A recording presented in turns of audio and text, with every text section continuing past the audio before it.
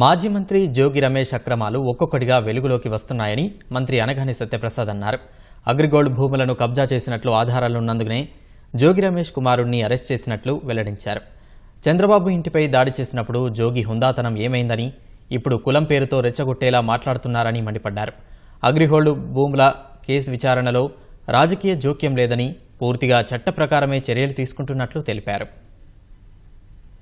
మాజీ మంత్రి అడ్డగోలుగా దోచుకోవడానికి అలవాటు పడ్డాడు, రౌడీజానికి అలవాటు పడ్డాడు.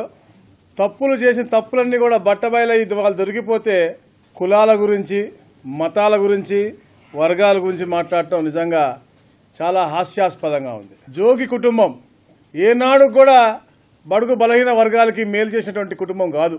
వాళ్ళ కుటుంబం బాగుపడాలి, అడ్డదారులోనైనా డబ్బులు సంపాదించాలనే లక్ష్యంతోనే అంబాపురంలో ఉన్నటువంటి ఒక్క స్కామ్, ఇలాంటి స్కామ్లు ఎన్నో చేశారని వస్తున్నాయి, వెలుగులోకి వస్తా ఉన్న అన్నిటిపైన కూడా ప్రత్యేక శ్రద్ధ పెట్టి అధ్యయనం చేసి పూర్తిగా విచారణ చేసిన తర్వాతనే యాక్షన్ తీసుకోవడం జరిగింది.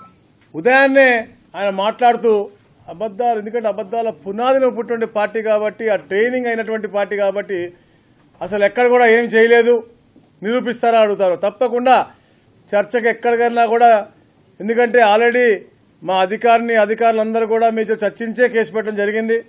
ఒక అగ్రిగోల్డ్ యజమాని పెట్టిన కేసు మీద అవ్వచ్చు, డబుల్ రిజిస్ట్రేషన్ అవ్వచ్చు, మీరు చేసుకున్నటువంటి రాటిఫికేషన్ డీడ్ మీద ఉన్నటువంటి కార్యక్రమం అవ్వచ్చు, ఇవన్నీ కూడా క్రిస్టల్ క్లియర్గా నిరూపింపబడ్డాయి. కాబట్టే మీ మీద కానీ, మీ పుత్రత్వం మీద కానీ, మీ బాబాయ్ గారి మీద కానీ కేసు పెట్టడం జరుగుతూ ఉంది. రెడ్ బుక్ అంటున్నారు. నిజంగా రెడ్ బుక్ తెరిస్తే మీరు అసలు ఆంధ్ర రాష్ట్రంలో ఉండగలరా అని అడుగుతా ఉన్నాం. చంద్రబాబు నాయుడు గారు మంచి కార్యక్రమంలో, ప్రజాహితం కోరుకుని కార్యక్రమాలు చేసే రోజుల్లో ఏదైతే ప్రతిపక్షంలో ఉండగా ఆ ఇంటి పైన కత్తులతో, రాడ్లతో దాడి చేసినప్పుడు నీకు గుర్తులేదా? హుందాతనం గుర్తులేదా? ఈరోజు నువ్వు తప్పు చేసి దొరికిపోయిన తర్వాత కులాన్ని వాడుకుంటా ఉన్నావు. ఆ రోజు అమర్నాథ్ గౌడ్ అనే ఒక చిన్న బాలుడు చనిపోతే నువ్వు వచ్చి కులం అన్నం పెడతదా అని అడిగావు. ఆ రోజు కులం గుర్తులేదా? ఈరోజు గౌడ బిడ్డ లేదా బీసీ బిడ్డ అన్యాయం జరుగుతూ ఉంది అన్నావు. మీ అందరూ కూడా చూడాలి క్లియర్ కట్గా, ఆ రోజు ఈ రోజు కూడా అన్న మాటలు. వ్యక్తిగత లబ్ధి కోసం, నీ కుటుంబ లబ్ధి కోసం చేసినటువంటి ఈ భూ ఆక్రమణ రుజువు అవుతుంటే దాన్ని నువ్వు రాజకీయం పులిమించుకుని దాన్ని మళ్ళా నువ్వు కులాలు మతాలని చెప్పేసి రెచ్చగొట్టే ధోరణి ఎవరు చేస్తా ఉన్నారండి? అది జగన్మోహన్ రెడ్డి, వైసీపీ యొక్క తత్వం.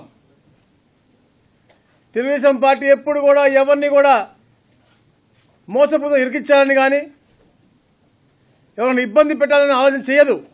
పక్కన ఉన్నటువంటి అగ్రిగోల్డ్ భూమిని కబ్జా చేశారు కాబట్టి, అది రుజువైంది కాబట్టి, గతంలో కూడా దీన్ని అన్ని పత్రికల్లో కూడా క్లియర్గా వచ్చాయి కాబట్టి దానిపైన పూర్తి అధ్యయనం చేసి పూర్తి సాక్ష్యాధారాలతో ఎవరైతే రాజీవ్ ఉన్నారో, ఎవరైతే వెంకటేశ్వరరావు ఉన్నారో వాళ్ళన్ని పత్రాలు కూడా అన్నీ తీసుకుని వచ్చి తద్వారా విచారణ చేస్తాం. చట్టం దాన్ని పని చేసుకుంటా ఉంది తప్ప ఎక్కడ కూడా రాజకీయ జోక్యమే లేదు. ఇది తప్ప అంటే నువ్వు చేసిన, అంటే ఇప్పుడు నువ్వు చేసింది చేయలేదా? నువ్వు డబుల్ రిజిస్ట్రేషన్ ప్రాపర్టీ చేయలేదా? లేకపోతే నువ్వు రాటిఫికేషన్ చేసినటువంటి పరిస్థితి నిజం కాదా? నువ్వు 5 కోట్లు విలువ చేసే సొమ్ము దోచుకునేది నిజం కాదా? ఆ మాట మాట్లాడకుండా నువ్వు కేవలం బురద వేసే విధంగా పార్టీ మీద, అలాగే రెచ్చగొట్టే విధంగా కులాల మీద మాట్లాడటం ఇది సబబు కాదు.